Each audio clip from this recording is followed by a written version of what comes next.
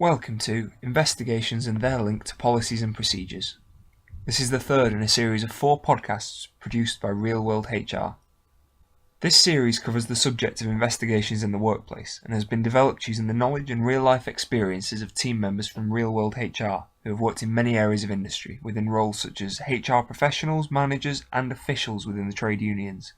We hope you find our podcasts informative and thought-provoking as we strive to share what we consider are points of best practice within the subject area. Our podcasts are time efficient and portable, which will allow for you to learn on the go and be able to listen to them when you want and where you want. They are brief and so will enable you to fit them into a busy working life whilst being able to promote self-development. Investigations, policies and procedures in the real world.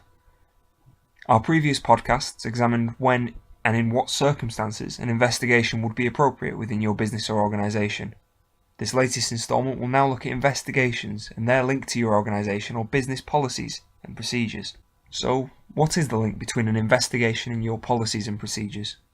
Firstly, you should view your policies as enabling documents.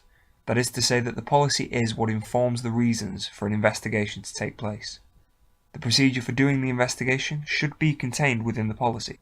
Examples of policies often found to have an investigation procedure incorporated into them are discipline, grievance, performance management, attendance management, bullying, harassment and discrimination within the workplace, accidents and incidents, health and safety events. Many policies link to the contract of employment as either an expressed or implied term of the contract, and this allows the investigations to be used for issues which may affect an employee's contract or continued employment, such as a disciplinary process, which can ultimately lead to dismissal and the ending of the contract. It is a reasonable expectation that, as an employer, any policies you have in place are followed and adhered to. The link between the investigation, the policy and procedure, and the contract of employment ensures that all employees and managers are required to participate and comply with all policies that apply to them, and therefore comply with any investigations that are as a result of the policy. They are, in short, a contractual requirement. These may be detailed within the contract itself or in a supplementary document, such as an employee handbook. So if we accept the established link between policies and investigation, now let's examine the policies themselves and their intended purpose. As you are no doubt aware, some policies are in place because of legislative requirements and must be a part of all workplaces, and others are for ensuring good and consistent practice across the workplace. So ask yourself, are your policies in place because you have to have them? Or just as an instructional document for staff and managers to follow? Or do you use them in a wider context? Policies that seek to address issues of individual compliance with set standards can also be utilised as an ongoing training resource, ensuring your employees and manager are aware of what's expected of them, such as attendance and performance standards. Everyone within the workplace should be aware what these policies are, and that they should comply with them, know where to access them, and who to seek advice from regarding them. Policies are often written in such a way that the primary purpose of the policy is about encouraging nipping issues in the bud, or to avoid issues arising in the first place, such as an educational or staff development resource. If you are asked to carry out an investigation, how do policies help you? A good starting place would be deciding on which policy the investigation you are being asked to carry out sits. It may be that during your investigation, other policies may come into play or be more appropriate, such as an investigation into an accident, where it becomes apparent that part of the cause is because of actions that do not follow the laid down procedures. If this happens, it's important to consider any other procedures and policies as an immediate action.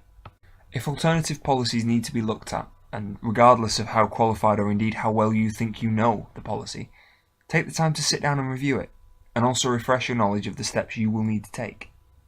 Remember, no matter how experienced you are, we can all make mistakes when we do things from memory, and it may be that quite a considerable period of time has passed since the last time you were asked to carry out an investigation. The policies will detail to the investigator the basic parameters in which they need to carry out the investigation. This may include timeframes that are expected to be met, and also timeframes that may be a requirement to ensure compliance with any relevant legislation.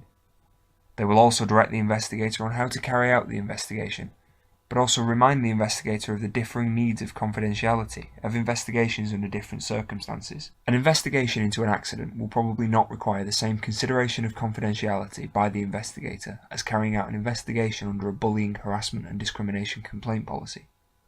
This is just one example of the need for consideration of where the interviews that are conducted need to be run differently, and the policies can be a useful reminder of this. So, your organisation's policies should detail the how, when and where the investigation and any interviews take place. They could also give important guidance to the investigator on perhaps a standard opening statement to be used by the investigator advising those involved of the policy and its implications when carrying out interviews. It should also include other matters, such as an individual's right to have representation, either where this is a right or where the organisation has decided it is good practice to do so. Policies, when clear with well-defined steps to be followed, can ensure that your investigations are carried out in a consistent manner. When investigations are applied equally and fairly, they can reduce the possibility of a complaint that either the issue has not been properly addressed, or that the treatment of individuals subject to the policy does not differ, and that any appeals against the decision of the investigations and subsequent procedures are not challenged on the basis that a proper procedure was not followed, or that individuals' rights were not complied with. The policy can also be much more functional than just a guidance document. Best practice would be for the policy to contain standard template letters to use during the process of investigation, as well as template interview recording forms which ensure that basic information such as the names of those present, the time and date of the interview, are not missed, and also ensures that the recording of the detail of the interview is signed at the end by both parties as a correct and agreed record of the interview.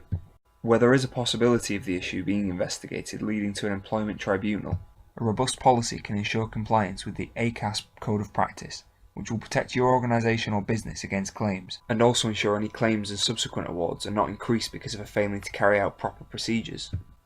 To summarise the links between the policy and investigations, it's that the policies are the enabling document. They're in terms of contracts of employment. They apply to all employees regardless of positions. The policy gives guidance to all on how, when and why investigations may take place. It sets down the procedures to be followed and details the right of those involved. It ensures equality and consistency in its application, while setting down standards and expected behaviours.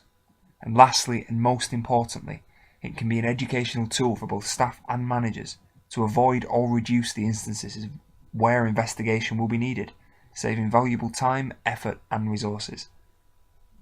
Take time now to consider, does your workplace have those policies and procedures in place, and how do you use them? Is now the time to carry out a review of your policies and procedures, including their link with and how they support investigations. Thank you for taking the time to listen to this short podcast in the series on investigations. We hope you found it useful and informative. The next podcast will cover the issue of the investigation interview and how to conduct it. If you require any further information regarding this podcast or would like any further advice or training, please visit our website www.realworldhr.co.uk, where you will find contact details. This podcast will be accessible on the website as a free resource for future use.